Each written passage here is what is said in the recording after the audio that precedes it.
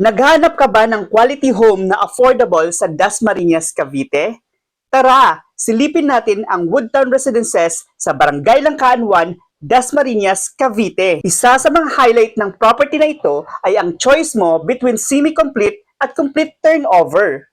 Sa semi-complete, may basic structure ka na, provision for 2 bedrooms, pero ikaw pa ang magpapa-finish. Ideal kung gusto mo makatipid at i-customize ang bahay mo. Mas affordable ito kumpara sa complete. Samantalang sa complete turnover, fully finished na, may tiles na, pintura, ceiling, at may 2 bedrooms na talaga. Kaya move-in ready na agad.